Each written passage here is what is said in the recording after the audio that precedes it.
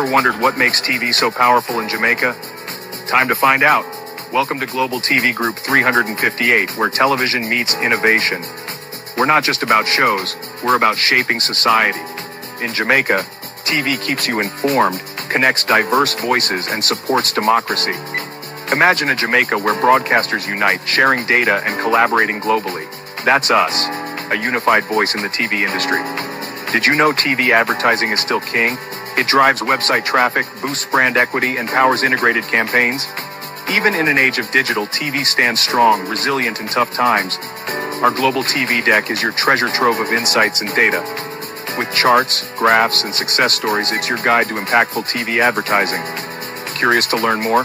Visit our website and see how Global TV Group 358 keeps television at the heart of entertainment in Jamaica. Get ready to binge watch the future. Oh, thy peace, the God of my salvation, because the mouth of the sinful and wicked is open. Rastafari.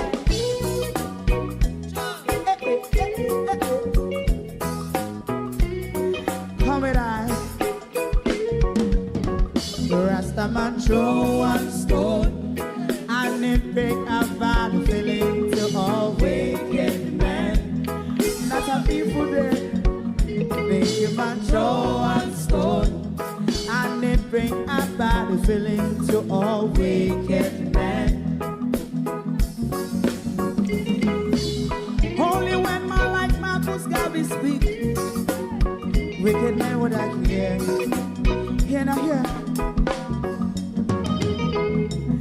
Instead of that, they only sit aside and rub and cheat, and not first and for. Make up what I seen to. Make him a throw one stone, and they bring a bad feeling to all wicked men. Oh, what a plan! Make him a throw one stone, and they bring a bad feeling to all wicked men. My favorite man, if Rasta make a progressive move, wicked men are red. How they want to see the day them can sell out Rasta and sell it out and sell out Babylon. They give man show one stone, and they bring a bad feeling to all wicked men. They give man show one stone, and it bring a bad feeling to all wicked men. If Rasta make a progressive move, wicked men are red. How they want to see the dead and can sell out Rasta and sell out, I sell out Babylon. Just stop on the Friday. You might throw a stone, and it bring a bad feeling to all wicked men. Oh, what a black baby man throw a stone, and it bring a bad feeling to all wicked men.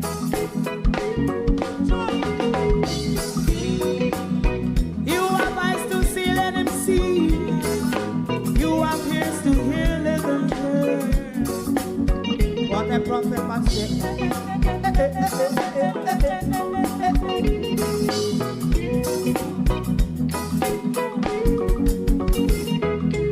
President Mandela was in prison for 20 odd years. And he leave from the prison and take the seat of the president. Stone one.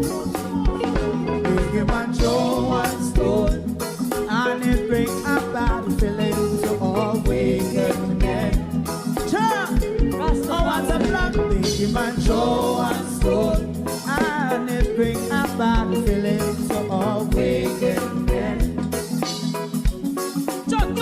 Rastaman throw one stone, and it bring a bad feeling to all wicked men.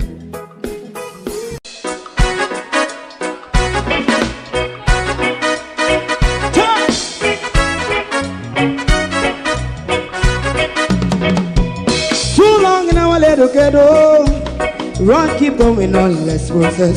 For children of Israel do really love rights. So just as I and I as a watching man, I run Babylonian walls. Oh, children of Israel. I should never hold thy peace. What wrong is going on? Hey, oh, night. We gotta bust down Babylon walls. Preparing the way. Preparing the way for your people. Let's go. Fight down war and crime. Fight down. Me say Rastafari. War and crime. And do that righteousness. And we love. And we love Jaja. And we love Jaja. Rastafari. And we love Jaja. We love Jaja. We love Jaja. Rastafari. Preserve all people.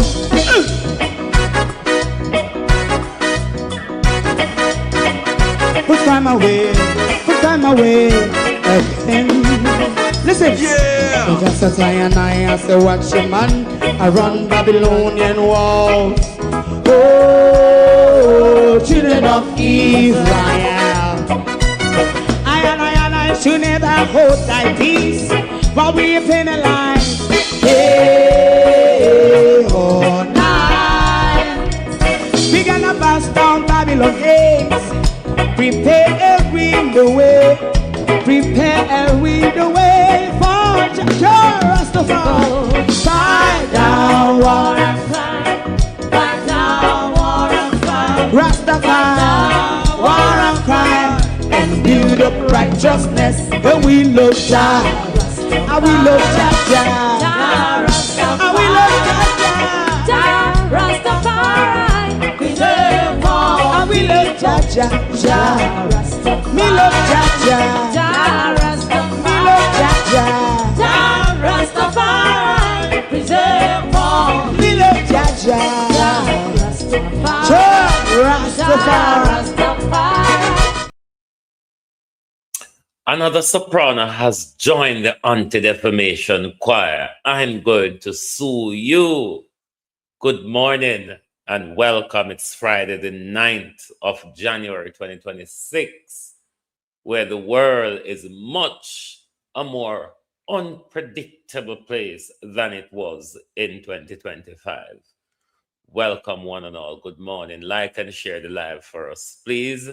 That's the way to support the program and get us into the algorithm by hitting the like button and share to your groups and your friends and your family and so on and so forth.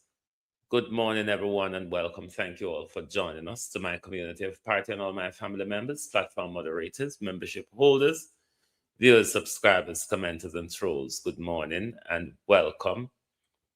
The weather lifted a little bit over here, but not too glorious, causing to say, me ride go over late this morning, go look on the bird them, and a lot of them still turn up on ice. The lake is still frozen, so there isn't a lot of joy, and it's rainy and sleety out there.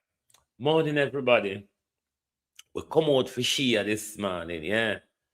Shia joined the choir of Suyu. And we're going to tackle her this morning. And I mean, you know, rugby tackle. You ever watch a good game of rugby? And you say rugby tackle? Colleen, we're going to rugby tackle out here this morning. And you're going to hear the attack on Donald Trump from Bruce Golding, read by Recorder Brooks or whatever his name is. As well as we're going to hear a bit from Fifth Element this morning on the whole blegging of international law and all of that we are going, or what's left of it, or what never exists of international law. Morning and welcome, everybody. Oh no do. Lynette Jenkins, good morning. Good morning. George Beckford, good morning. Paul Johnson, rather, sorry. Lorraine Smichaels, Keith Matthews, Miranda Ruddock, Markland Fagan, Dolores McLean, Colleen, Debbie Jervis TV, Miranda Ruddock, Arlene Scott, Barbara Simpson. Who else is here? Sharon Johnson Walton. Good morning. Good morning. How you do? Winifred Saunders, good morning. Good morning. Evan Miller. Charlotte Grime, good morning. Errol Reed. Suzette Williams. Mara Thomas, good morning. Evan Bradford, Richard Green. Jean and Tony. Janet Harriet. Morning, everyone. Morning and welcome. Hit the like button for us, please, and like and share the live. Like and share the live. Let us know. Colleen, you are going to need to sue more than the Gleaner. Why you not go sue the Integrity Commission? Because the whole lot have a bit of suing the Integrity Commission. Why not go sue the Integrity Commission? Or why you don't go sue the staff member where Gleaner happens to see the correspondent between Ono and them and the mix up with you and what the little boy named the bloody hand one, Tom Tavares, with money and all of that. The Integrity Commission procurement galangin sure say you never follow the rules. So why I jump up on the Gleaner for this morning? The clerk to the House of Parliament, Collen Lowe, has threatened to sue the Jamaica Gleaner unless corrective action is taken over an article published in the Sunday edition of the paper. Let me tell you, Colleen, if Gleaner retract it and take it down, it don't make no difference. We run with it already. Me run with it, Colleen. And me go rerun with it and rerun with it and rerun with it. You understand? So if you no want join the choir, just sing loud. Because with our back, we can't hear you if you're singing on no throat. Who say with our back, we don't have to sing loud for we hear you. In a matter dispatch, in a letter rather dispatched on Thursday, the clerk accused the Gleaner of defaming her by conveying false and damaging allegations about her conduct in relation to procurement and financial administration at the Parliament. Lowe claimed that Gleaner falsely suggests she knowingly instructed public officials to breach procurement and financial governance law and abuse her authority by coercing staff to act illegally. And the staff them so idiot, fool, big head waff dog. The people them way on them in front of court at the moment, so. The Integrity Commission, look a big head girl. The Integrity Commission say you never follow the procurement rules. What is your problem? All on have a way of when I go and walk and sing like a tenor. If you are going to come out and sing like a soprano, I am going to sing like a tenor. Because to say, and a Gleaner alone says so. Gleaner's story, because I've read it to my audience.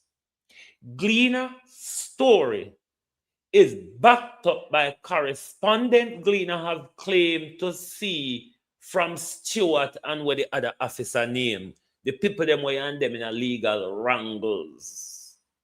Where I try to sack because they've never followed the corruption. Where I teach them in a parliament when it comes to taxpayer money. Little girl, you're a thief. You're a liar. You is a labor right. You is a concubine of Juliet Oldness. Little girl, you is a thief. Collen Lowe, clerk to the House of Parliament. You is a thief. So if you want to send more lawsuits, send one that way too. Collen Lowe, you're a thief. You're a crook.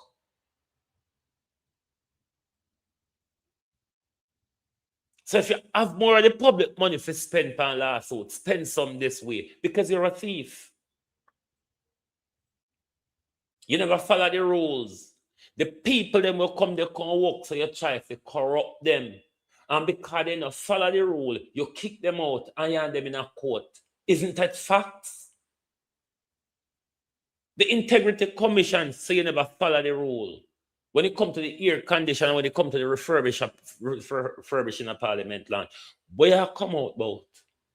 Where Gleaner say which was a lie? If Gleaner don't want to take you on, me will take you on. Because Integrity Commission say you never follow the rule. So what is your problem?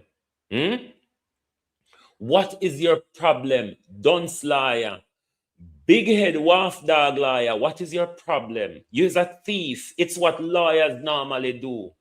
It's what people who are meant to have public integrity, and when they line themselves to politician pocket, that's what they do. I know you are drive around in a with vehicle and all then something that unauthorized like a thieving girl. Raymond, how you do? Altia. So don't come out here and think to say you can't threaten anybody and think to say anybody afraid of big head people. If we did afraid of big head people, we wouldn't afraid of Andrew. If we did afraid of people with big head, Colleen, we wouldn't afraid of Andrew Oldness. And you must notice by now that we don't afraid of Andrew. Big as in head be. So we have come bore for your head through the crowd for. Just stay back and sing louder. You're a thief. Clerk to the House of Parliament of Jamaica. You're a thief. Remember when you been come to England with a credit card and how much you spend off a hit? Puss. P-U-S-S cat. P-U-S-S cat. You remember the credit card where you been come to England here with and how much big dinner them something that you spend off a hit? P-U-S-S cat.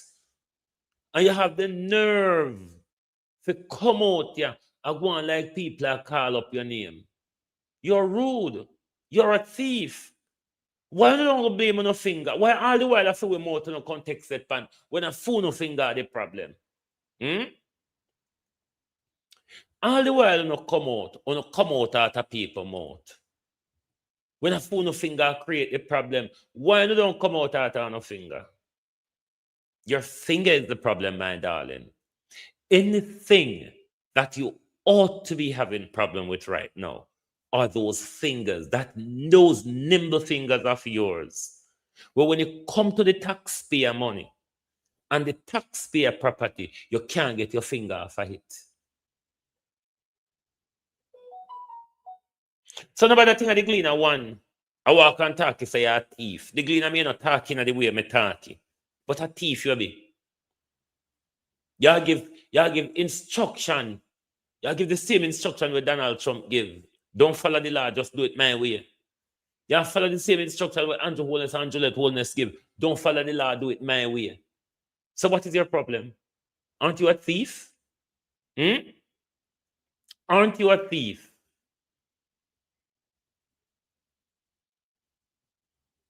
Integrity Commission now go call you a thief. Me will call you so. Them can knife it up and say you break the rule.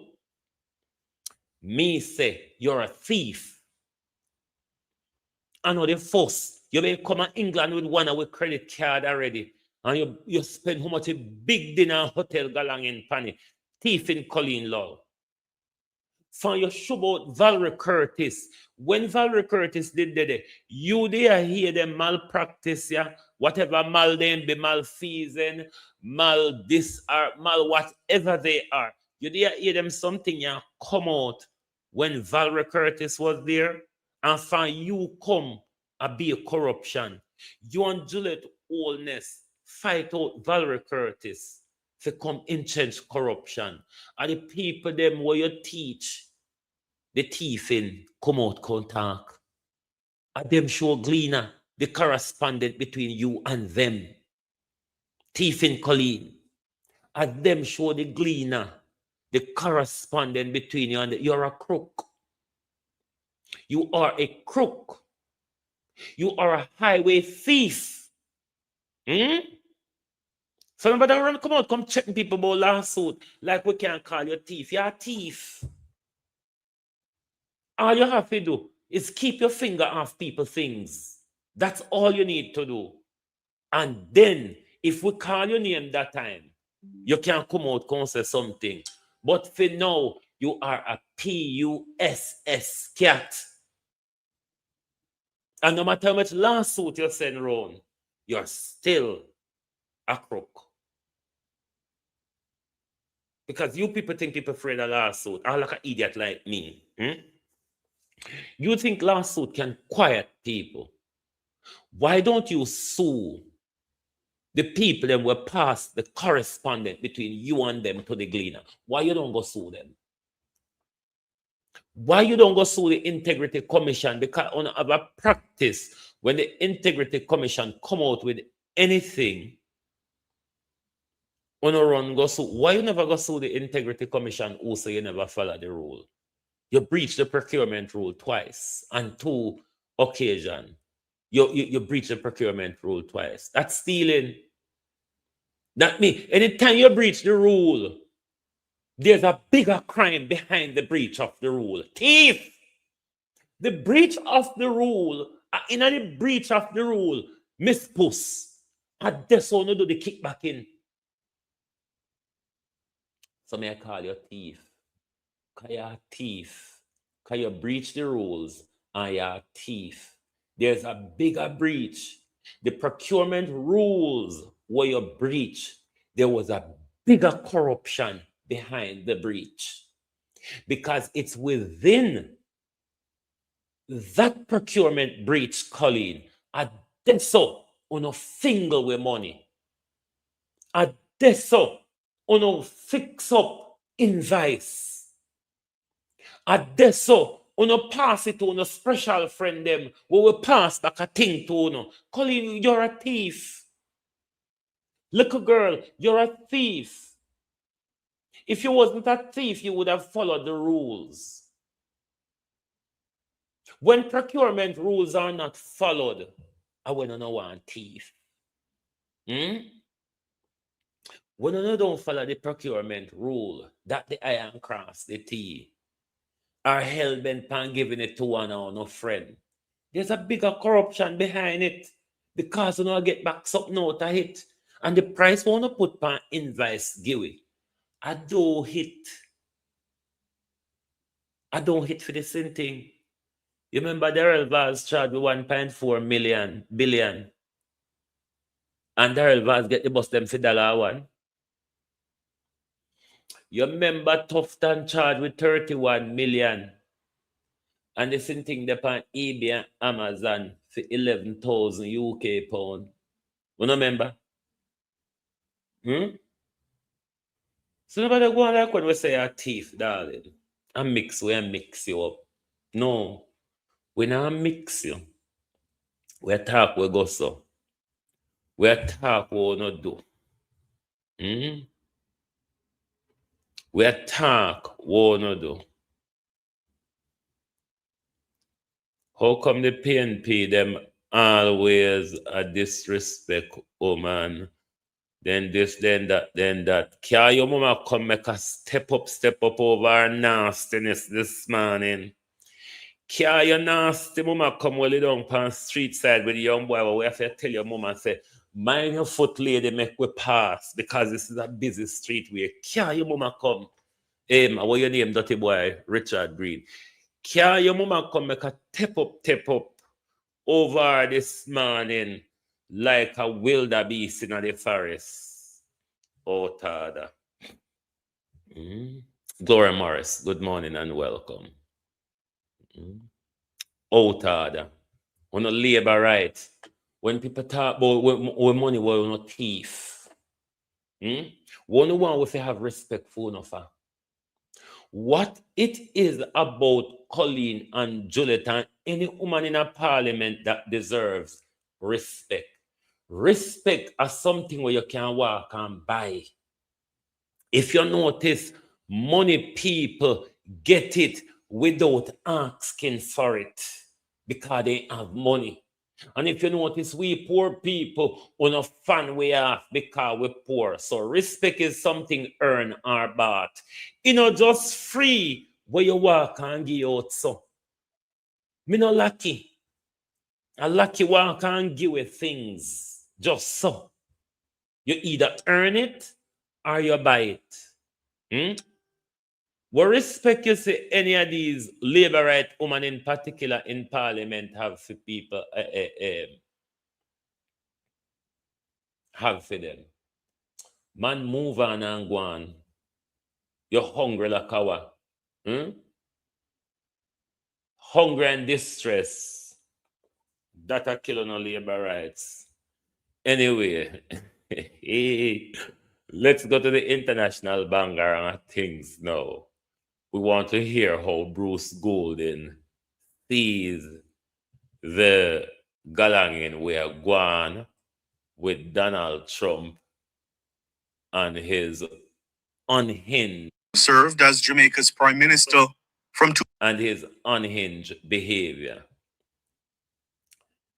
Even though Bruce Golden speak out a many mouth kind of labor right, this is as much as a stinging attack on Donald Trump as, in my view, possibly not calling out Andrew Holness, cowardness.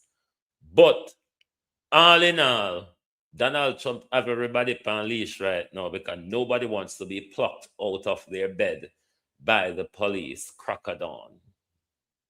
Nobody. I mean, nobody. Served as Jamaica's prime minister from 2007 to 2011. Former prime ministers are known for usually staying above the fray and being diplomatic when commenting on national or international affairs. But this morning, clearly Golding has had enough. He describes the sitting US president as a megalomaniac whose inclinations are mercurial and virulent. He accuses Donald Trump of endangering the global rule-based order that has been in place since World War II. Golding says Trump has neutered critical institutions such as the World Trade Organization, put the future of the security alliance NATO in doubt, and hobbled the response to climate change. The former Jamaican Prime Minister says by summarily executing people in the Caribbean Sea by military strikes, Trump's America has arrogated to itself the right to be judge, jury, and executioner. This, he says, constitutes a redefinition of the rule of law. Golding wasn't done yet. He accuses Trump of blatant hypocrisy. Golding says although there is convincing evidence that Nicolas Maduro did steal the 2024 election in Venezuela, he wants to know how that's any different from what he pointedly describes as Donald Trump's attempt to steal the 2020 US election. The former Jamaican Prime Minister says Trump's warning that Colombia, Cuba, and Mexico could be next on his radar of intervention amounts to a blazing audacity. According to Golding, Trump is like a raging bull, charging through halfway tree, mowing down everyone and everything in its path. He says the silence of the international community has been disheartening. Golding is warning that Trump's behavior is a crisis for CARICOM. According to the former Jamaican leader, no head of government in the Caribbean is safe. He says any of them could be snatched by the United States in the dead of night, just as Maduro was. Golding took particular aim at Trinidad's Prime Minister, Kamla Persad-Bissessar, who has twice publicly broken with regional neighbors in support of the Trump administration. Mr. Golding is warning her that she may soon come to find that the United States is actually the unreliable partner. The elder Jamaican statesman is also warning the people of the Caribbean that recolonization is upon the region. He says the future of the world now rests in the hands of the American people and what they do in the next presidential election. The former prime minister ends his missive on a sad note. He says at 78 years old, he was hoping to leave the world better than he found it. He says much of the improvements he has seen in Jamaica gave him some hope that he would go to his grave with some satisfaction. But he says he's now deeply troubled as things are falling apart. Ricardo Brooks for Nationwide News. Certainly, they are all falling apart in silence of everybody. And in context to international law, some of you may disagree, but based on a Gleaner article and Isaac Buchanan's speech at the Maroon Galangin, it's time for these people to be honest with us and talk about this democracy and this international law and all of that, because me telling you all the while it don't exist, but me gonna hear from somebody else this morning. These things, we need these people in position of power need to be honest. Frisbee, where? But then again, let me roll back on myself and say, how can they be honest with you? And if they're honest with you, they lose their power and their perks. You hear what I'm saying? If our politicians ever think about being honest to us, they would lose power and they would lose perk. And I'm not talking labor right here. I'm talking politicians. Labor right, PNP, Democrat, Republican, conservative, all of them. If they were ever to tell you the truth, if they were ever to speak truth, they would lose power and perks. Stop making these leaders keep telling about free speech, democracy, rule of law, international law. These things don't exist. They never has. And at this point, when everybody is silenced to all of the rule breaking and all of the mashing up and smashing up of the norm, they still can enforce the argument about rule of law. When they say rule of law, do you understand what they're saying to you?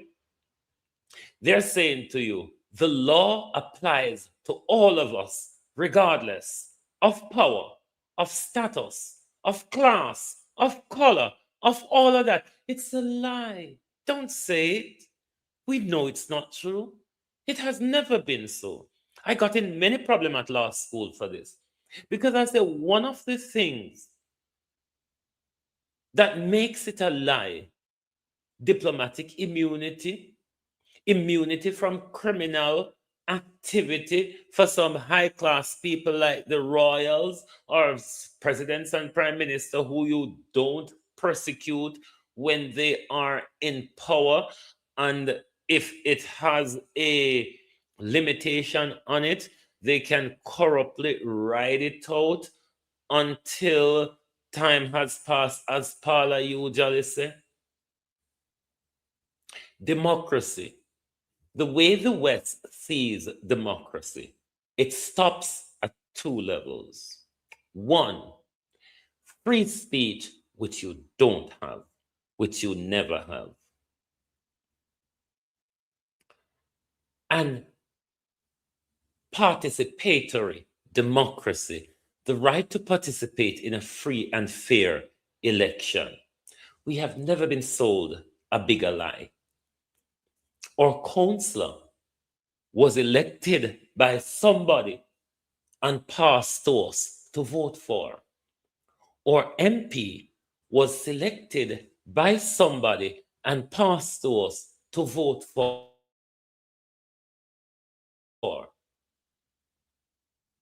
How is that free and fair when sometimes the person who represents you knows nothing about the community, nothing about the constituency.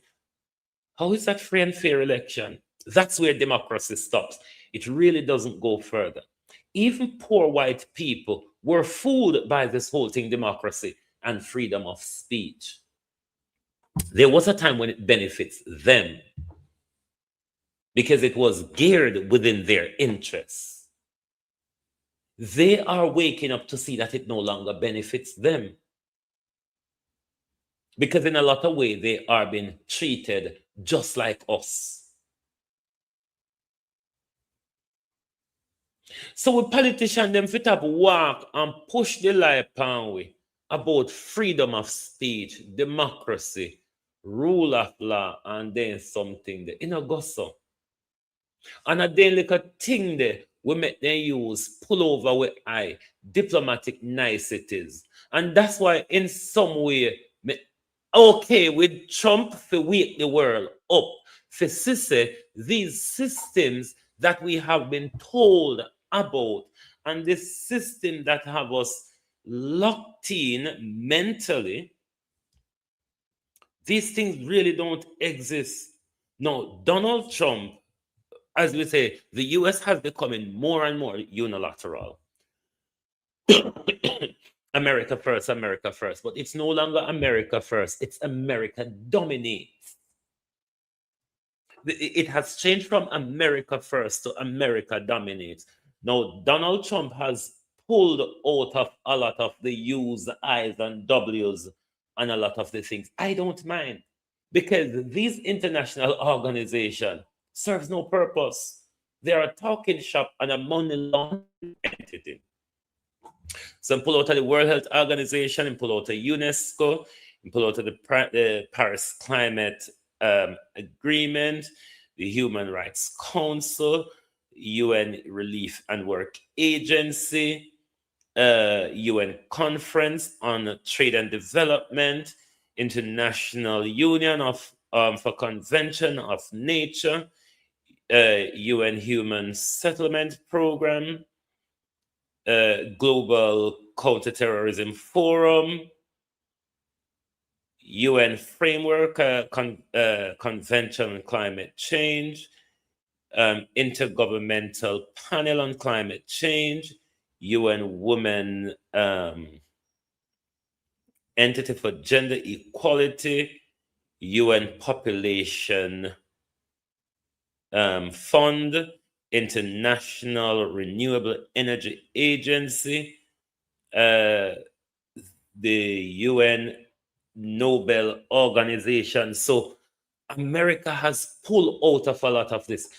And I'm kind of glad, because the UN, all of these organizations that I've just read out to you, it's organization that America used to dictate to the rest of the world. This is how the USAID used to flood through many and other of these organizations just for controlling other countries with American money. So with America not using these organizations to harangue the world, maybe other leaders can use a sense of it to move up, as we see African leaders that take the opportunity. Some of them, Donald Trump is around now, so let's break away, because there's not much Donald Trump care about of the international structure. All Donald Trump care about is really oil. Let us listen to Fifth Element for a bit. I'm just going to play a bit of this because I'm going to premiere, it's over an hour, so I'm going to premiere it as a standalone video, because this is very important information that needs to be out there.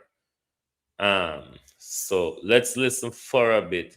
Then we'll go to the police and the 4-year-old, because one article where they come out with, it confused me. Because now whenever I blame the police, everybody always start from the people them on the ground tell we say JDF. We've been saying JDF. So I don't know how the police come out and I say. Anyway, their prosecution can continue even if someone was brought to court through controversial means. It doesn't matter how them bring him out of the courthouse in the United States. This prosecution still continues. Okay, I want them to understand that. So, listen, this is why regular people feel like, is anyone safe? I know you guys are feeling that. Is anyone safe? If they can do that to Venezuela, is anybody safe? Is sovereignty even real? And is the United Nations real? Those are real questions. Because think about it, no matter which country, you put in a country in the comment. Imagine if the United States decide tomorrow that they need to come collect your head of state. Can they be stopped? Is anybody safe? My dear, barring the labor right them, the whole of we would have run up Andrew push give them. The whole of we. Barring the labor right them, the whole of we would have run up Andrew push give them. So tonight, we're not here to scream. I'm not screaming. I'm just excited. We're here to understand, because understanding becomes design and design becomes freedom. Put in a country, not a comment box. Big up yourself, USA, automatic singularity. Now, if you feel the world rules are not applied equally, put your country into the box. If you think that the rules of the world are not applied to each country equally, put your country in the comment section. If you still believe rules should matter, type your big up yourself, Jamaica and Canada. If you're ready to build a new model, type fifth element in the comment. Okay, if you want to build a new model, if you want to hear fifth element, new model, type fifth in the comment. So put number 5. Don't even type fifth, because some of them probably can't type fast. Put 5. Put the number 5. Okay. Yes, put 5. Pick up yourself. Gratitude. Okay. So here we go. I have to follow it up because, like I said, my brain has been going for about 2 days now. The Maduro case did not create this problem. It exposed the problem like a flashlight under the bed. And what it exposed is this: enforcement world is not equal. No, listen to me. I am going to show you why the United Nations can condemn but cannot compel, and why veto power locks the world inside a rigid cage. Because when you don't understand why nobody can touch the United States, people are saying it is against international law, and why the UN don't do something.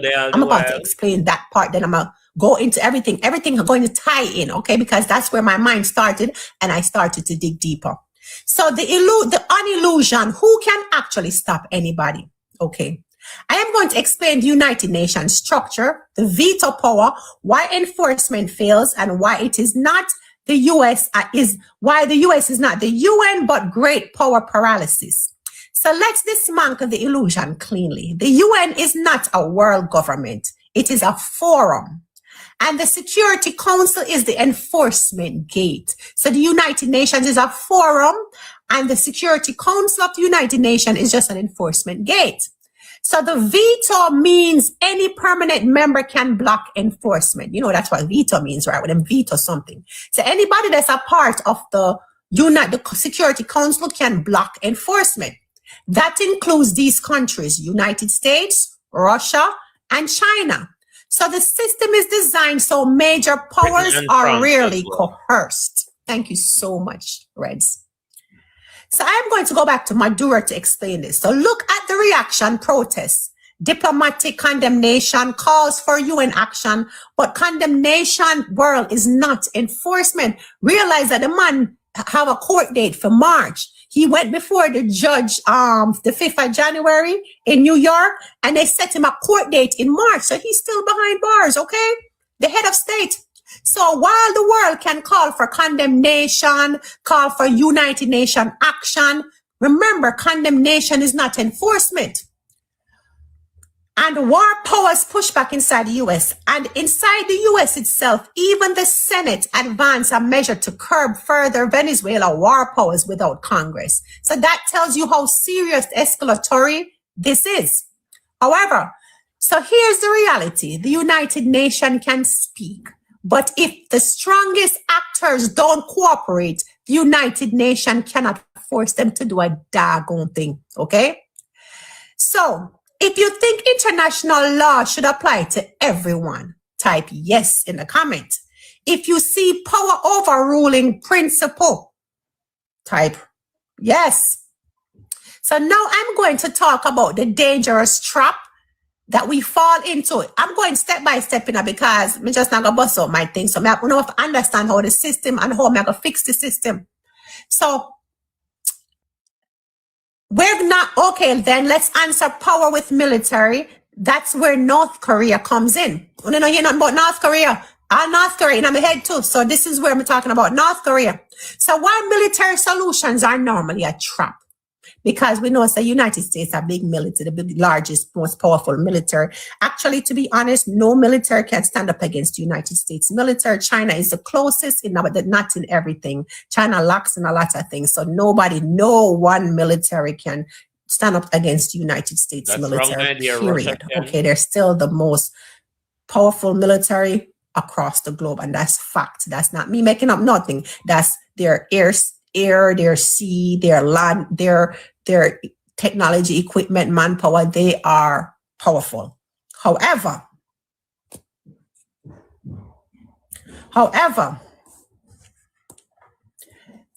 so if a country, me can't explain all of the militarism in a minute. If a country decides to confront the US, it is suicidal. Why? Deterrences exist while your system is economic plus governance, okay? So military confrontation would be suicidal for a lot of countries. So they're not going to do it, okay? People hear unfairness and they say, then we need military to stop military. That is the mindset of a lot of us. Let's use military to stop military. And that's exactly how the world burns, okay? North Korea is always brought up because it's nuclear. But nuclear doesn't mean strong. Nuclear means if you push this too far, everyone loses. So I'm not building a war system. I am building a replacement system because war is not a solution. War is a collapse, people. You will collapse the whole damn world. Trust and believe, because I've gone through every single country that has a military and what their military has and how effective and everything. Yes, it will be a world. I went through all of that too. It would be a collapse. Military dominance does not get defeated by brute force. It gets constrained by cost and alternatives. Okay. So this is where I shift into economics because we're not going to use military to fix the world. So this is where I go into economics. The only arena where real constraint can happen without global suicide. So what is the economic reality right now? The dollar, manufacturing, and leverage, okay? I am going to explain why economics is the constraint, why China matters in all of this, and why coalitions are very difficult. Now, we're in real battlefield economics. Not bullets, supply chains, not bombs, banking, not missiles, markets. So we don't use bullets, bombs, or missiles. We use supply chains, bankings, and markets. Economic war. So China is a manufacturing powerhouse. Many countries rely on Chinese production that creates leverage. But leverage isn't the same as control because the world is interdependent. Remember that word, people. Interdependent. Okay? So the world is interdependent. I mean, everybody depends on everybody. Press too hard and everybody bleeds. So if you understand whoever control the supply lines, control options, then you're ready for a system where no one is trapped. So this is where I introduced the revolutionary pivot, not destroy the dollar, but remove the gatekeeper by building a trade model based on outcomes. So my thing is to Globalists, you're learning geopolitics. You're getting important information. This is not free and mix up until me ready for customer anyway. This is not free and mix up. This is palatable information for to prepare you for what's to come. You're not too afraid of good information. If me did there skin out and I broke out, the life would have full. When the two love mix up. thought on this morning. To do this, okay? Because right now everybody depends on the dollar. Without the dollar, everybody collapse. So I decided to come up with a system that is based on building a trade model on outcomes. It's based on outcomes because that's, to be honest, we're only trading because we want something for our country that we don't have and we want to use it to build something within our country. So why not trade based on outcomes, right? All right. So the fifth element pivot model is this. Trade outcomes, not currency control. So my pivot model is trade outcomes and not pivot control, not currency control. So it won't be because of currency control, but for trade outcomes. Now you have to listen to the entire thing because I know that they're going to say indigenous West trade routes, but listen to the whole. I know I'm going to sit down and I'm going to listen to the all of it because I'm not participate. Whole thing because it's a lot more than just the stuff that we think it is. So outcome based exchange would be this. Outcome based exchange would be skills, roads, energy, training. And why does it dilute domination? Because money is not food. Money is not electricity. Money is not roads. Money is a permission slip in a system where someone controls the printer. You understand? So we're taking that control away when we don't need a printer and we don't even need a damn paper. Period. Man, eliminate it. Watch. So what if we trade? Listen. What if we trade outcomes directly? Right? So think about it. Listen, Jamaica need engineers, right? Trinidad needs agriculture. Barbados these are just some examples. So just listen and try to follow because my brain is moving fast. Jamaica needs engineers. Trinidad needs agriculture. Barbados needs energy stability. Guyana needs training pipelines. Okay, so we trade the outcomes. You understand? You build my highway. I train your engineers. You supply this resource. I supply this technology. No permission slip in the middle controlled by one center. So we eliminate the dollar completely because so this is my thought process before I even keep going further, right? Think about it. Every country is trading because that country needs something. You need oil, you need electricity, energy, you need food, you're using this dollar to buy things that you need for your own country.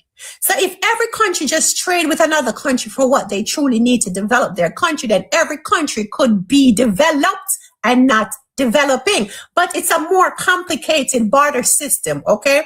It's a barter system, yes, but it's not just a barter system that works locally or within a local community that like it used to work back in the old days. This is a more complex one that I kind of push further because I understood that the barter system was local. But this one would have, because in any system you need some kind of rules, right? So don't think, because the first thing people are going to say, well, the powerhouse people going to say no. Because if every country, and I'm not talking about isolating country, every single country on the globe, including North Korea and everybody, trades with each country, you have option. It becomes an optional thing, and we're going to keep going. So I'm going to explain that in a minute, but check this out. Also, if one partner cheats, because you always have countries who want to cheat, right? These countries want to cheat. You pivot. So you have options. Options, unalive, monopoly. Remember, options, unalive, monopoly. So for example, if I'm trading with Trinidad and Trinidad decide that they want to cheat, I can always pivot to Barbados. The fact that Trinidad know that if they act a fool, I can pivot to Barbados, they're always going to want to be honest. You understand? So options, unalive, monopoly. That's one way of doing it. Now you're going to say, who's going to oversee all of this? So no country, no tribe buy out the other one. Great. I'm glad you asked. This is my oversight design. I call it United Global. Okay. So United Global will have this. 3 representatives per country. So every country will have 3 representatives. Okay. Per country. Anti-corruption, selection, transparency, and no veto. No country can have a veto. Okay, this is where the fifth element, me, the creation that I'm coming up, you cannot just trade. You need dispute resolution. You need records and you need enforcement by agreement. So we don't call it United Nations anymore. We get rid of that corrupted organization. We name it and tied it.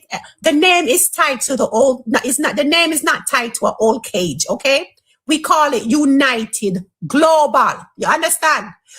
Because it belongs to everybody who opts in.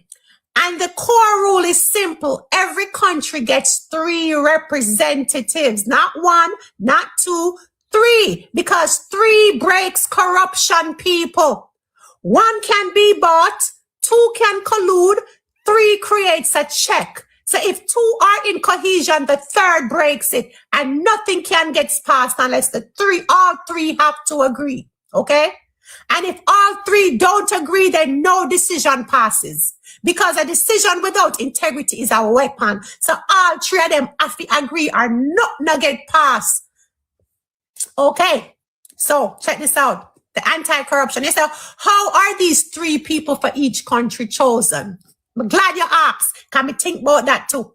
They're chosen by the people, not the country, not the palace. So the design selection, okay, is for recall, term limits, transparency, and audits. You can build a new world system. No, we cannot. We cannot build a new world system with the old corruption. So here's the rule.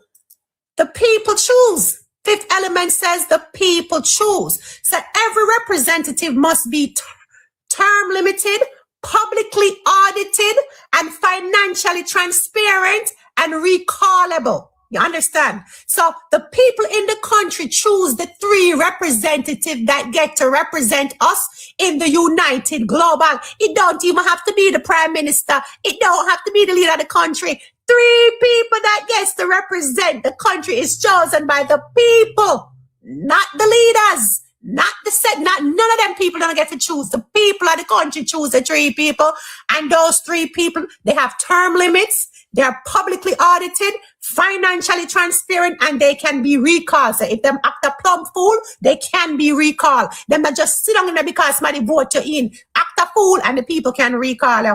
Now, because if they can't be recalled, they don't represent. You're just renting a ruler. We're not renting a ruler. You understand? They're recallable. No. And foreign money, banned. Hidden income, immediate removal. You understand? Any foreign money is banned, any hidden income, them get recalled, they're immediately removed. Exactly. Nobody can bully nobody. So here is how dispute works without war, without bullying, without one country acting like a god. Dispute resolution, no guns, no veto, just protocol. Okay? We have arbitration steps, timeline remedies, reputation penalties, suspension from system. So if disputes will happen, people, so we don't just pretend when we design things, because I'm going to have disputes. So step 1, record the complaint. Step 2, evidence window. You have to present your evidence. Step 3, mediation. We try to mediate it. Then we have an arbitration panel. Penalty is not bombs. Penalty is loss of access, loss of reputation. So no country wants to have a bad reputation. Remember, the countries already have options. So if you act up over there, so you can go all the way to Africa and trade with Ghana, because you are player yourself. And one country can say, okay, why them stop trading? Because that was a cheating, lying behind country. Guess what? You can lose, that can be affected. Reputation, country's reputation. Now it's based on that reputation of that country. So every country I want to have good reputation, checks and balances. We have checks and balances, get rid of corruption. So penalty is loss of access, loss of reputation, suspension from trade lanes. Because in an optional system, isolation is the consequence. In any optional system, isolation is the consequence. So how this starts small and grows without needing every country to fall in line at one time. You start, all right? Explain pilots like the Caribbean, Africa, blocks, opt-in treaties, proof of work. So we don't need the whole world to agree one day. We need a pilot. Proof creates believers. So we start with a regional bloc where trade already exists. The Caribbean, African Regional Union, South-South trade corridors. So once it works, others will start joining in. Not because of speeches, but because they see stability. Okay? Let me tell you something. This is not about not liking or hating any country. This is about ending dependency. This is about making exploitation impossible. If one center controls money, one center controls permission. But if value is traded as outcomes, food, energy, training, roads, that nobody owns then absolutely nobody owns that country's oxygen. And if any country tries to bully you, you pivot.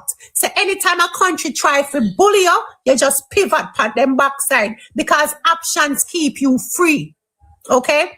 So tonight I'm asking a different question. Not who do we fight, but who will build, who will design, who will document, and who will demand transparency, who will insist the world system must be fair. Okay? I am the fifth element. And I'm telling you, the old world runs on permission. You see, this new world will be run on shared value. And we can build it on paper first, then it pilots, then into reality. Okay? Listen. Somebody said I'm a good economist plan. Let me tell you something.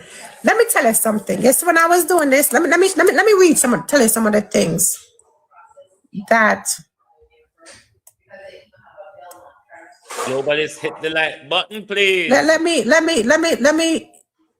me say something before I go even further, because I have more, and it's going to go deeper. That was my summary, so I hope you get my summary. So let me go deep into it, right?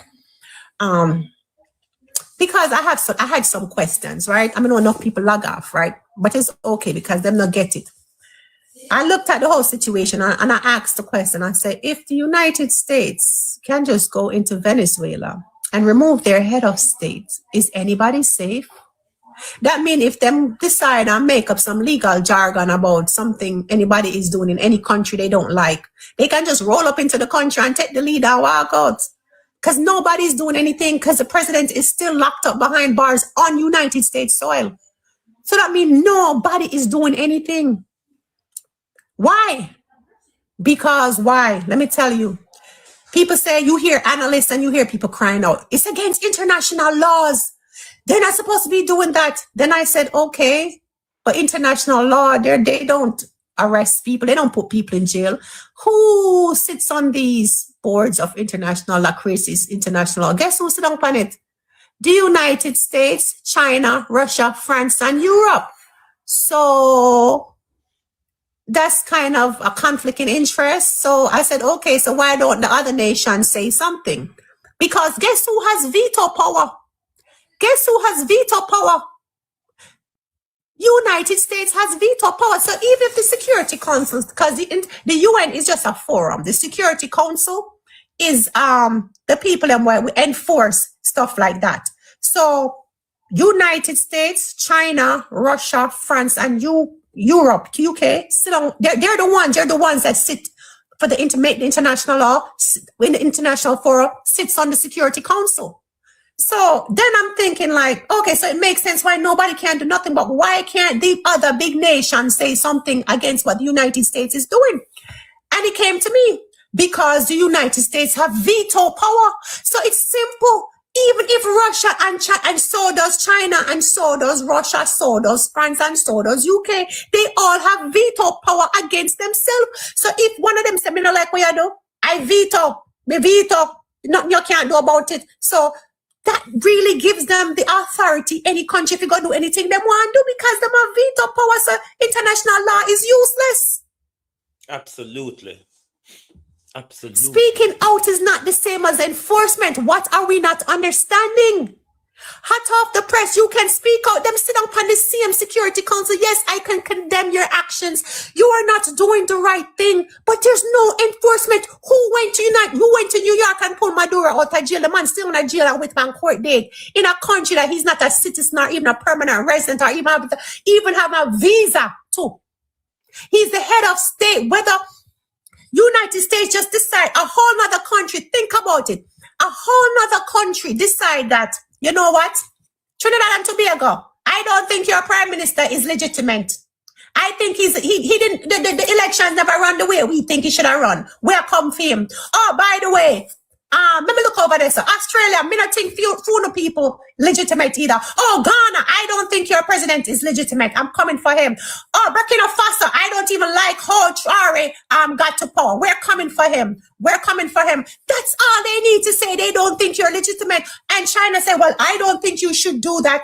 I condemn such actions. It's illegal against the rules that we place on the books that we all agreed to. And United States, look, man, China say, I veto it, shut your mouth. And what China do? All right. Believe it or not, my people, the international rule-based order is a gentleman handshake of the nuclear permanent five. It's a gentleman handshake between the five permanent nuclear members who decide how they will run the world financially, economically, politically, and militarily. That's the world order. Him veto it, him have to just go on with it. Huh?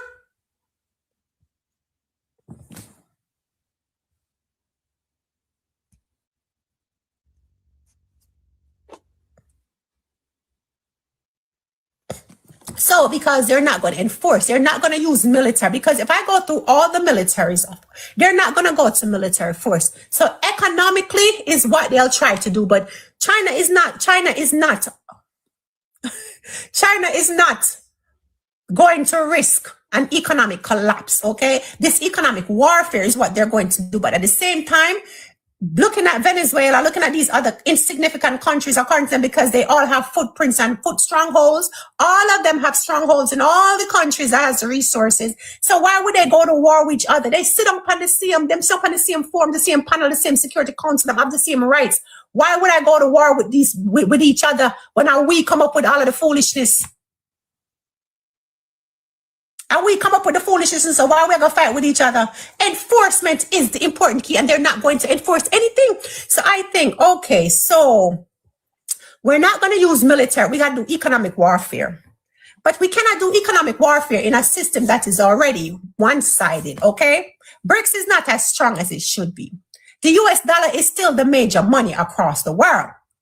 So going into economic warfare is suicidal to a lot of countries. They can go, but so much and not so long. So I said, we need to come up with a different system.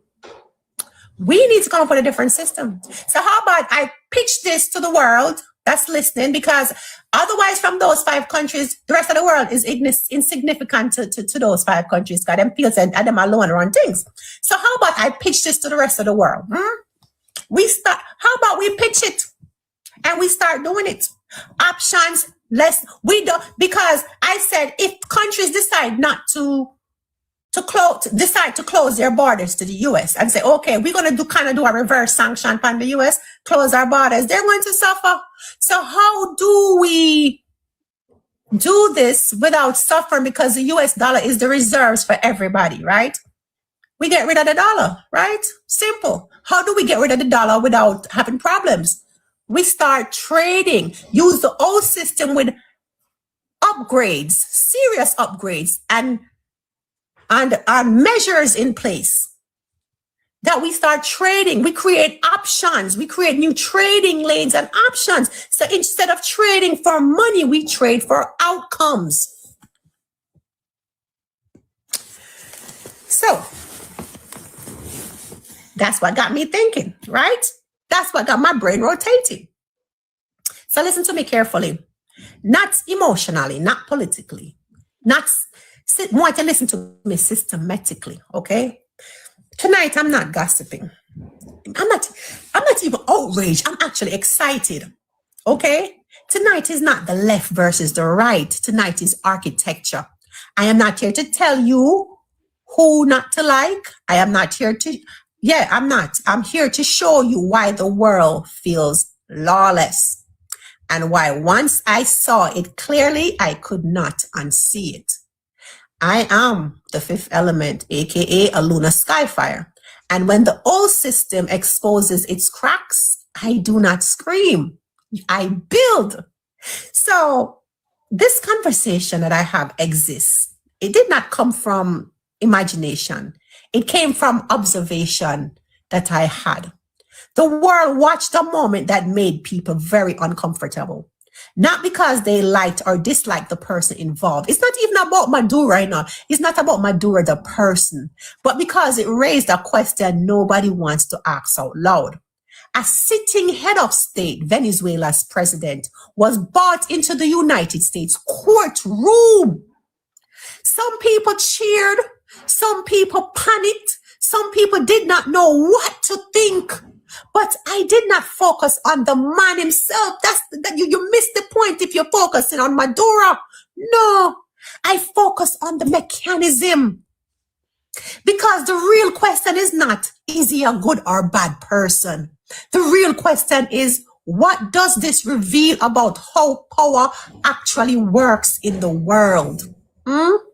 What does this reveal about how power actually works in the world? Because if the rules only apply sometimes, then they are not rules, they are permission. And permission systems, people, are dangerous. People started asking questions in private, So can this happen to anyone? Does sovereignty means anything anymore? Is international law real? Is the UN real?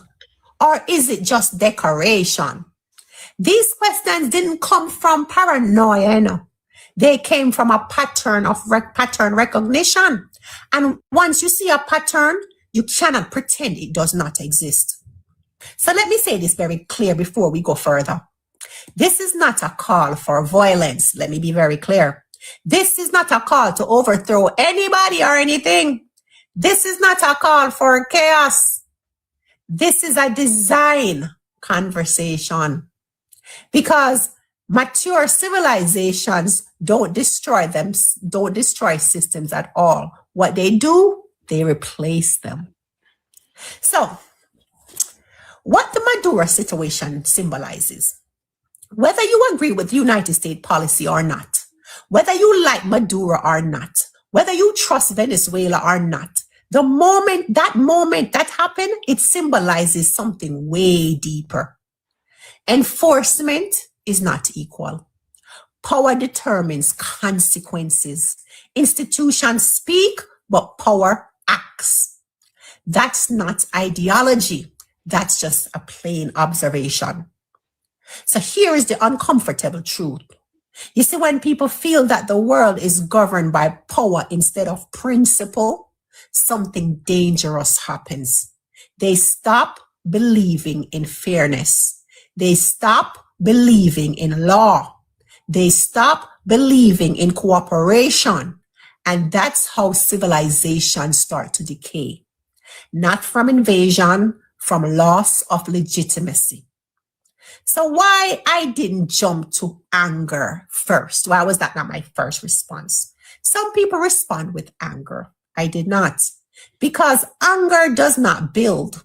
Anger only reacts. Instead, I asked myself this. If this is how the system behaves under pressure, what is the system actually designed to do? And once I asked that question, honestly, I could not go back. Right? Because here's the realization that changed everything for me, people. The world is not run by law. It is run by enforceable power. Law exists where power allows it. Law disappears where power resists it. That doesn't mean law is fake. It means law is incomplete. So why the UN came into my focus point? This is when my attention shifted to the United Nations, because people often say the UN should stop this. The UN should intervene. The UN should enforce law. But the UN is not a government. It has no police. It has no army. It has no teeth unless power agrees. And that's when I saw the trap, people. And I also saw the veto problem. There are countries with veto power. That means they can block enforcement. So, if enforcement depends on approval from the powerful, then enforcement is not neutral. It is conditional. And conditional justice is not justice. It is hierarchy. I want you to pause for me for a moment. Don't argue yet. Don't defend anything yet. Just observe. Ask yourself this. Have you ever seen a powerful country truly? Have you ever seen a powerful country truly forced to comply when it did not want to? Be honest. Put it in the comments. Have you ever seen a powerful country being forced to comply when they don't want to? And be honest. Okay. And before anybody twists this is not about being anti-American. This is not anti any country at all. This is anti-imbalance. Because any system where one actor can override the rules will eventually be abused, no matter who holds the power. History itself have proved that. So the moment Fifth Element truly activated, because like I told you, 2 days, it's just been rolling around in my head like this is just not making sense to me, right? The moment my mind shifted from analysis to creation is when I said to myself, if enforcement is unequal, Fifth Element, if money creates dependency, Fifth Element, if military escalation destroys everyone, Fifth Element, then the solution cannot be force. So what is the solution, Fifth Element? And that's when the Fifth Element in me was activated. Not fire, not water, not air, not even earth, creation. Yes. Because if the current system rewards dominance, punishes independence, and traps countries' independency, then it must be redesigned. Not protested, not begged, redesigned. The world system is structured in a way where power overrides principle. Once you see that clearly, you stop asking who is right and start asking what system would make this impossible. Okay? I'm going to tap up the screen and share out this live because I am going to continue because like I said I was going to tell you step by step. Yes, and I'm going to share. Lulu, I'm sharing with you the new system, Fifth Element, when in creation mode. Because I tell you the system, it was just on my mind, just working my brain. I was just like, this is not making sense to me. Like, this is not about Maduro. This is not about Trump. This is about something way different, way bigger, way deeper. This has nothing to do with the parties, the man, the personal. This is not personal. Okay.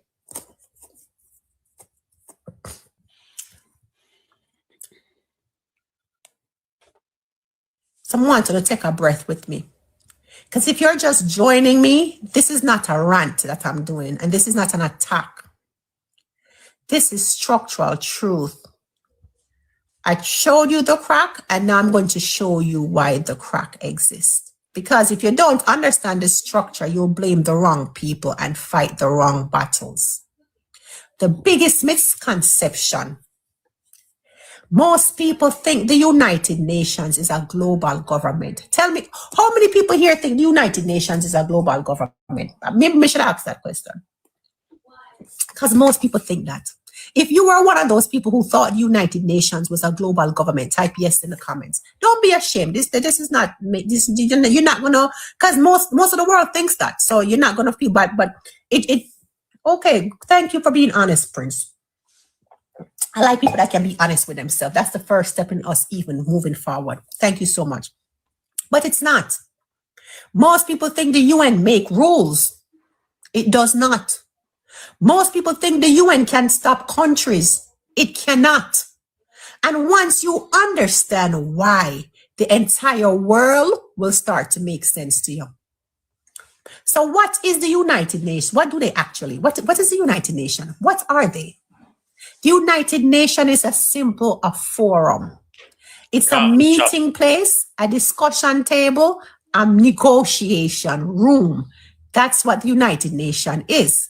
It was created after World War II, not to enforce justice, but to prevent total war between major powers. Listen to me. Because when I take the United Nations is here for us. Listen why it was created. It was created after World War II, not to enforce justice. Put that in your head. But to prevent total war between major powers. Who do you think those powers are? United Nations only exists to stop war between major powers. Who do you think the powers are? And that distinction matters. No, the Security Council is the real engine. Inside the United Nations, there is one body that matters more than every other body. It's called the Security Council. This is where enforcement decisions live, right? But you're going to see the catch-22. This is where sanctions, interventions, authorizations, condemnations with T. But here is the design flaw of the Security Council. The veto. 5 countries have permanent seat on the security, not temporary, permanent seats on the Security Council. 5. And each one of those 5 has veto power. Make that sink in. So that means if one of them says no, nothing passes. Even if 190 countries agree, evidence is overwhelming, the action violates norms, one no stops everything from one of the 5 permanent seats. One no, in a matter of 190 people, one no, and it stops everything. Okay? Sit with that. So let that sink in. One country can block the will of almost the entire planet. Not because it is morally right, not because it is legally correct, but because the system was designed to protect power from being coerced. Why this wasn't accidental? This was not a mistake, you know. After World War II, the victors said this: we will cooperate, but we will never allow the world to force us. So veto power was the price of participation. That means United Nations was built on a bargain. Peace among the powerful, inequality for everyone else. You understand that? Peace among the powerful, inequality for everyone else. Why does this matter? As long as the world was bipolar, this imbalance was hidden. As long as people believed the system was fair, they tolerated it. But now information travels fast, people. Now contradictions are visible. Thank you so much. Now people notice patterns and the illusion cracks.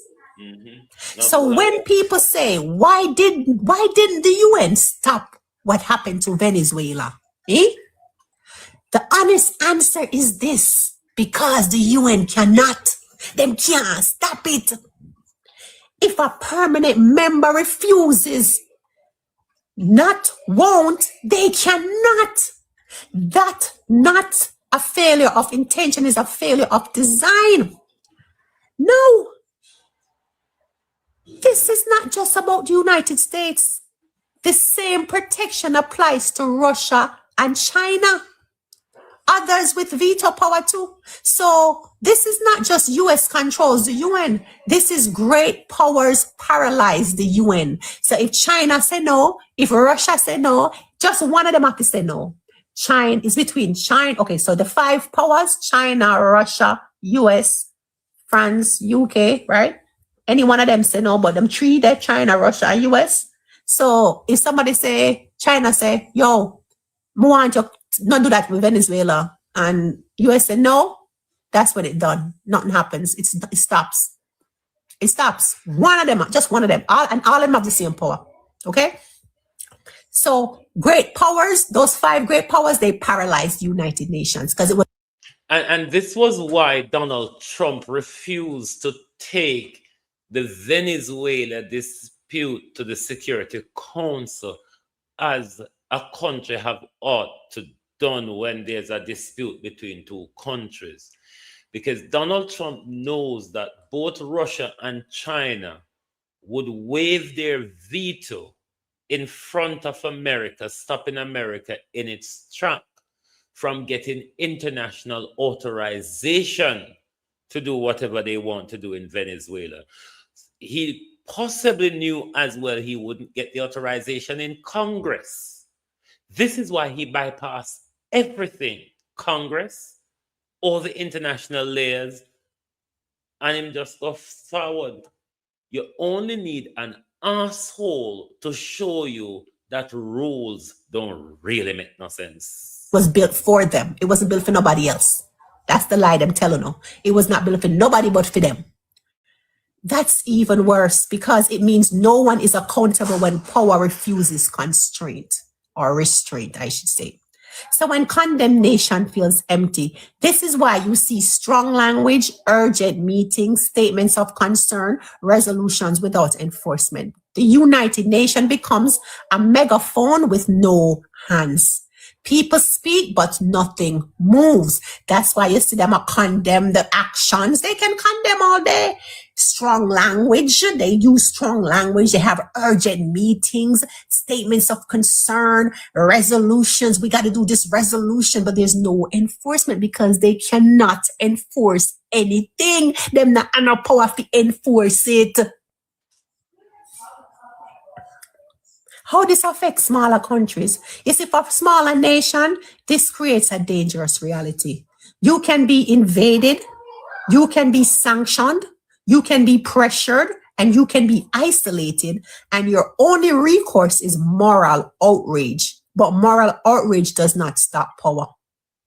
Understand why this is so dangerous. Yes, they are powerless, Mr. Shivers.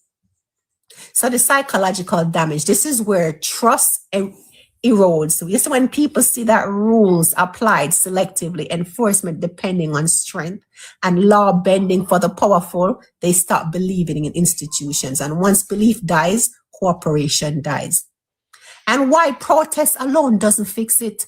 Many people respond by protesting the UN. You protest in a UN, them can't do nothing about it. But protest does not change the architecture of the UN. What you can shout at the broken bridge, but it will not hold weight until it is rebuilt. You understand? So you can go at the bridge, you know the bridge broken, you can hold up your sign all day and say, we want a bridge, we want a bridge, we want a bridge, fix the bridge, we want a bridge. But go stand up on the bridge and see if you not crack with you, because it's not going to fix the broken bridge. You have to rebuild that bridge. So here's the truth we must accept before we moving forward. The United Nations was never designed to enforce equality. It was designed to manage imbalance. And that means it cannot be the foundation of a fair global system going forward. If you see it and understand it, I want you to type. Yes. Now, here's where people usually go wrong. They say if institution can't stop power, then power must stop power, right? That's what we say. That thinking leads to arm races, nuclear standoffs, and permanent fear. This is where people bring up North Korea. This is where they bring up military strength. And this is where the world almost always chooses the wrong lesson.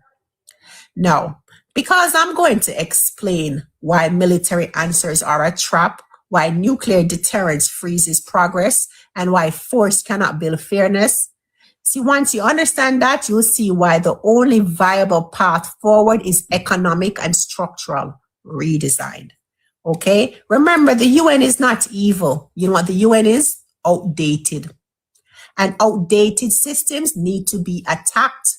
No, they don't need to be attacked. The UN is outdated and they need to be replaced.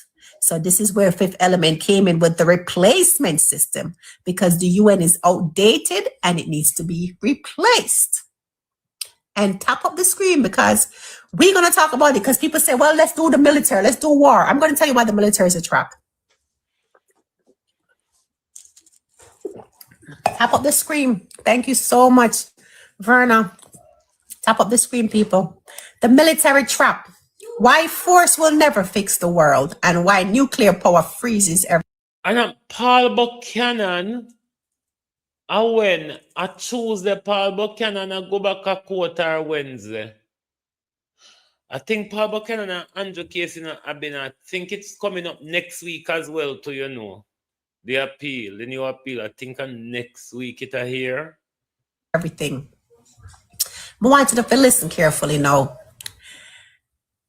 This is where a lot of people lose clarity, because when they realize that law cannot stop power, institutions cannot compel the strong, their instinct is to say, the first thing people move towards is to say, then we need we need force. That instinct is understandable, of course it is, but it is also the deadliest mistake humanity keeps making. It's one of the most deadliest mistakes we keep making, okay? It's the false conclusion people jump to. People say if the United States cannot be stopped legally, then another military must stop it, right? That's what we say. So they start naming countries, right? Am I right? North Korea, Russia can't stop them. China can't stop them. What about Iran? They start stacking missiles in their imagination, but imagination is not reality. So why North Korea always comes up? North Korea is always mentioned because it has nuclear weapons, and people confuse nuclear capability with control. Let me be clear. Nuclear weapons do not create order. They create stalemate. They do not build fairness. They freeze movement. What nuclear power actually does is this. Nuclear weapons don't give you freedom. They give you mutual fear. Each person fear the other one. They say, if you touch me, we all die. That's not power to build a world. That's power to prevent change. Okay? So why no one actually wants to use them? Every nuclear armed country understands this one truth. The moment you use nuclear force, you lose everything you were trying to protect. Your economy collapses, trade system stops, food systems fail, generations suffer. So nuclear weapons don't solve imbalance. They lock imbalance into place.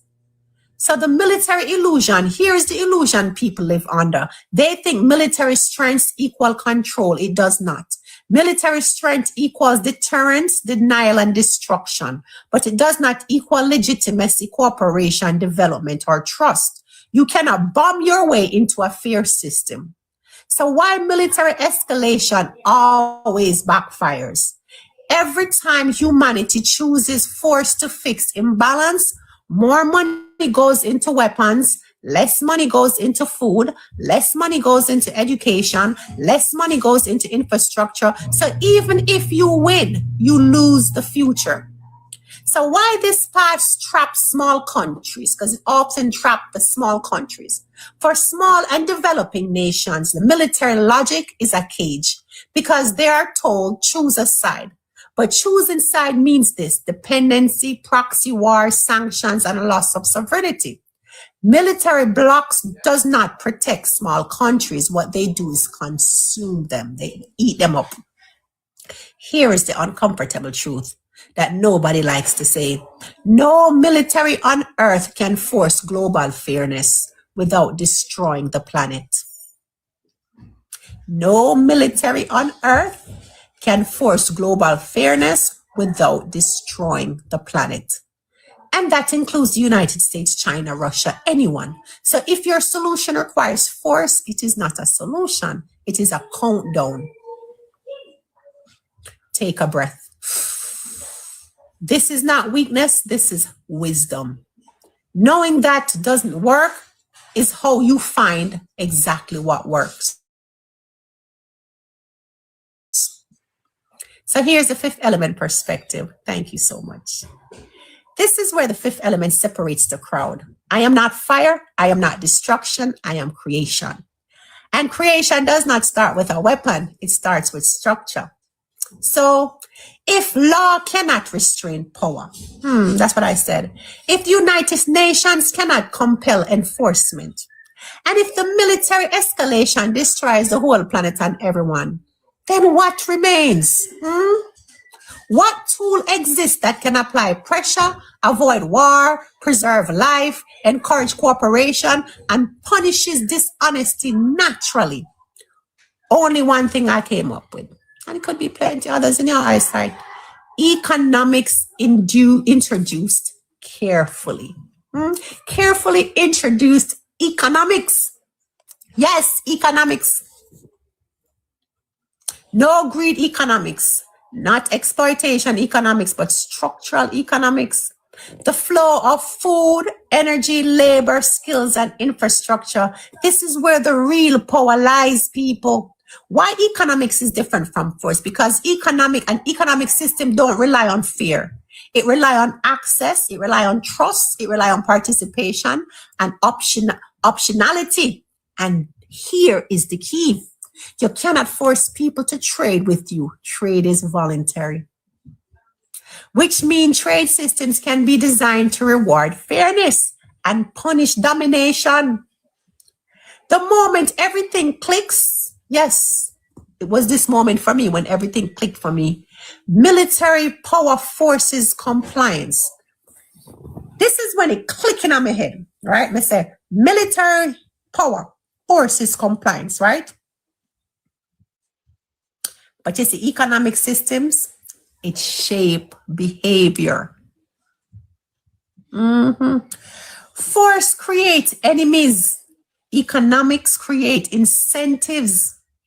And incentives are how civilizations actually move.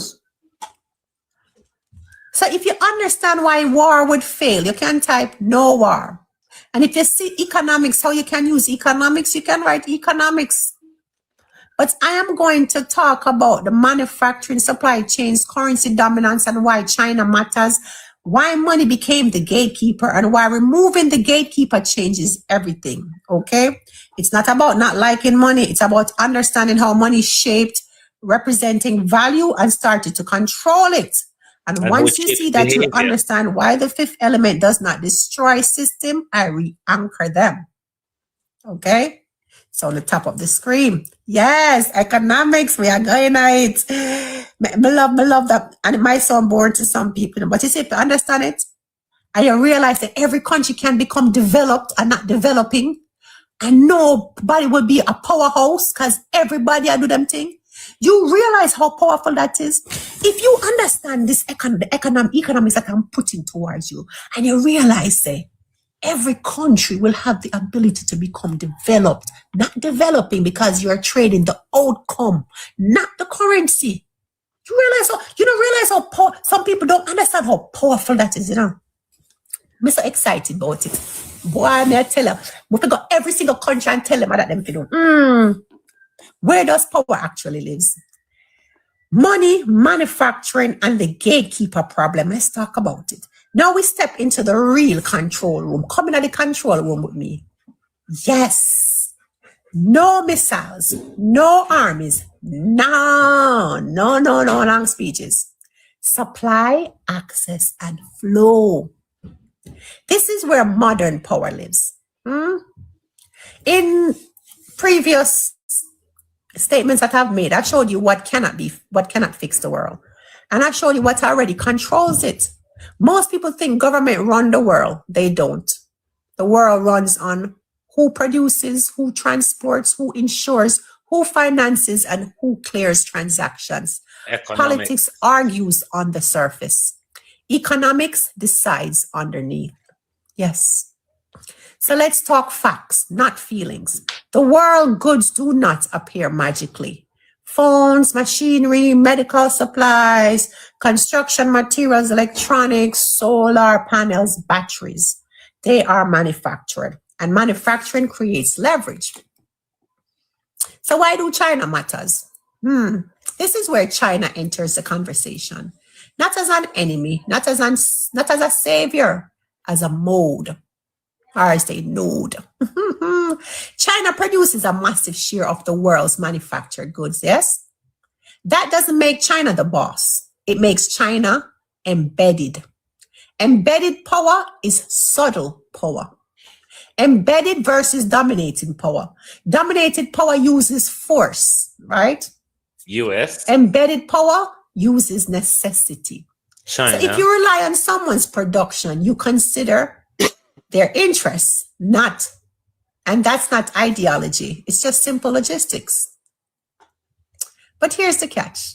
Manufacturing alone does not rule the world because manufacturing still needs financing, insurance, currency settlement, and access to markets. And this is where the gatekeeper appears, the currency gatekeeper. Money was supposed to be a tool, a neutral medium, a way to measure value. But somewhere along the line, money stopped representing value and started controlling access to it. When one currency becomes dominant, that currency becomes a gate. What gatekeeping looks like, let me explain to you. If you need that currency to buy food, to buy fuel, to pay debt, to ensure shipping, to clear trade, then whoever controls the system around that currency does not need to invade you. They can. You know, like in Jamaica, especially when you're going to the tourist environment, then quote you in a US dollars. Yeah, them something there. And simply say no. Okay? And your economy freezes. This is not conspiracy. This is not a secret. It is structural. Every country using the same settlement system creates efficiency, but it also creates dependency. And dependency always concentrates power. So why sanctions work the way they do? Sanctions are not magic. They work because trade is centralized, finance is centralized, insurance is centralized. But so cutting access does not require war. It requires control of the gate. And who are the gatekeepers? We know who the gatekeepers are. So why do people feel trapped? This is why smaller countries feel boxed in. Because even if they have land, labor, resources, they still must ask permission to convert value into survival. What a calamity, eh? That's not sovereignty.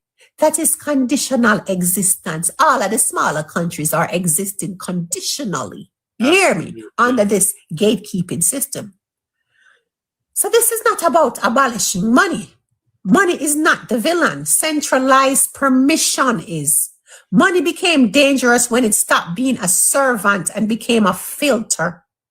So why this system resisted? The system resists change because it benefits the gatekeepers. It simplifies control and it makes coercion cheap. Replacing this type of system would mean less leverage, more negotiation, more equality. And equality is inconvenient to dominance. Understand that.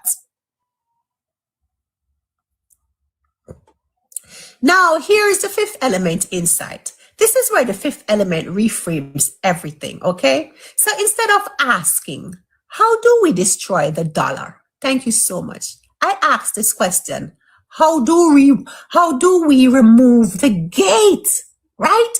How do we remove the gate? Because if value flows without a single choke point, no one can freeze the system. What happens when the gate is removed? When no single currency controls access, sanctions lose their teeth, coercion becomes expensive, cheating drives partners away, and power diffuses naturally, and cooperation becomes a rational thing again. Now, if you see the problem now, you can type gate. If you understand the value, movement matters more than money itself, type flow. And if you believe that choice prevents domination, type option. Pick up yourself, Tavoy. So you're saying, so you're asking me, because I think somebody put it in the comments. So fifth element, what you're saying is what? Go back to the barter system? Is that what you're telling me, fifth element, for us to go back to the barter system like way back in the indigenous days? No, that's not what I'm saying. That's not what I'm building. Okay? And I am going to show you in a few minutes what I'm building. I'm going to show you how trade outcomes, not currency, how skills, infrastructure, food, and energy becomes exchange units, how development becomes mutual, not hierarchical. This is where the fifth element system takes form. Now, I have a warning, okay? You see the next part I'm about to do? This is where shallow thinkers is going to leave the live. All my shallow thinkers is going to roll off my life because it requires you to let go of the old labels, the old fears that you have, and the old assumptions that you know. But if you stay, you'll see how a world can trade without anyone owning the printer. Okay? So on the top of the screen, if you stay, you're going to see it. But if you're a shallow thinker, you can't stay upon the live here with me. This is not for the shallow thinkers.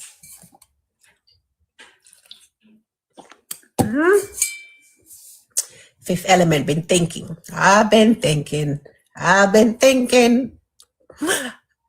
how to redesign this system. This dirty system. Beyonce never new song for you. Watch out.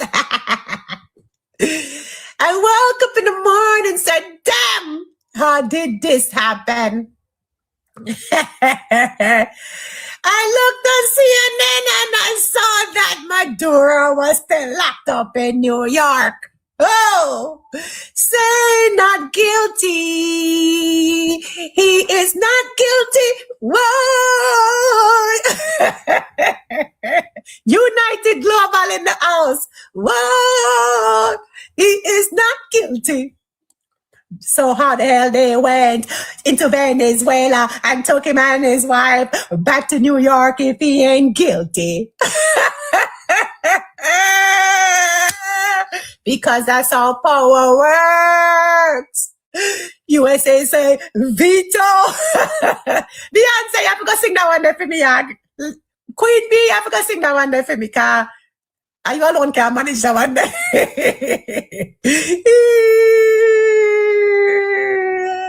But that's what development rule. I've been thinking. On the top of the screen, 21, start at 20, man, 14. We still there, 14. Top of the screen. Okay?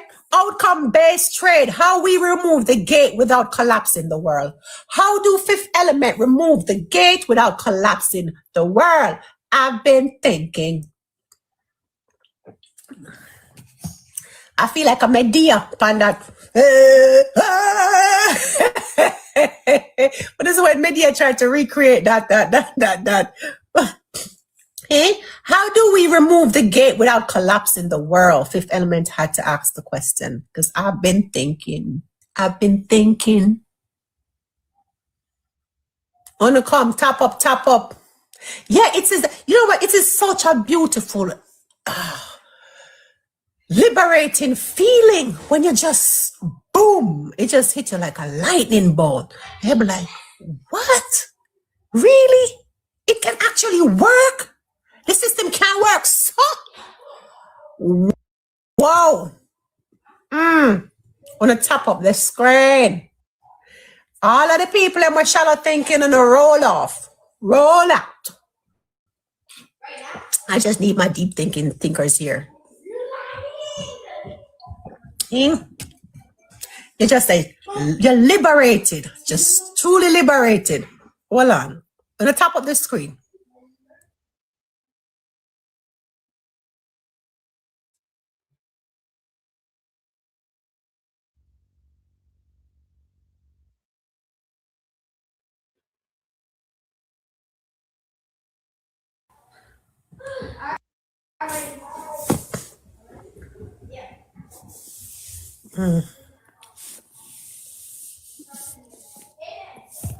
Yes, yes. 20. We want to thank you. You have to tell the algorithm that this is something. Well, globalists, that's where it ends for you. Fifth Element is a teacher by profession. She's a primary school teacher. Everybody should want their child to be taught by her. She's quite an excellent educator. Her channel is on TikTok, The Fifth Element. Brilliant information over there on a day-to-day basis. But I will leave you to think on that because you have had quite an earful this morning. I ain't gonna bore you anymore, but you must think on these things. Thank you very much for being here with us this morning. Join us back this evening for the people's point of view. Good morning and good afternoon.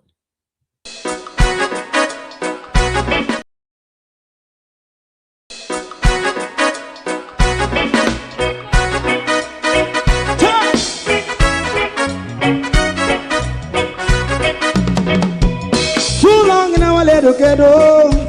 Run, keep going on, let's process. For children of Israel do really love rights.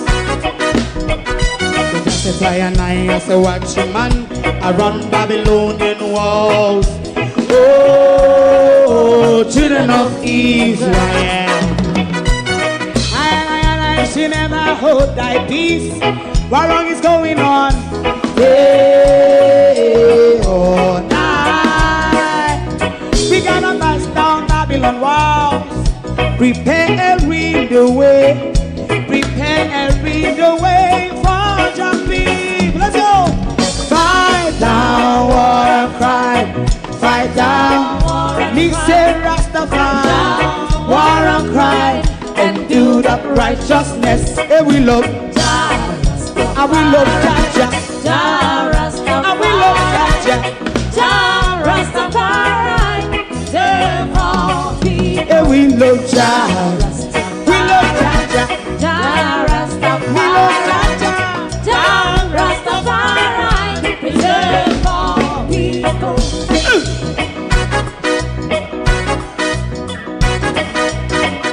Put time away again. Listen, yeah. So just as I and I as a watching man, I run Babylonian walls. Oh, children of Israel. I should never hold thy peace while we penalize. Hey, oh, night. We gonna bust down Babylon gates. Prepare the way. Prepare the way for Rastafari. Fight down, war and cry. Fight down, war and cry. Rastafari, war and cry. And build up righteousness. And we love Jah. And we love Jah.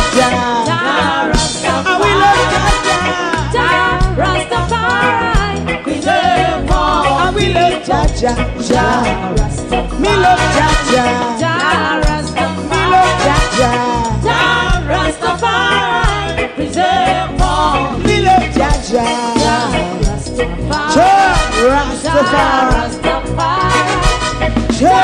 Rastafari. Yeah, the next song is going to be the last song for tonight. And then DJ Twink.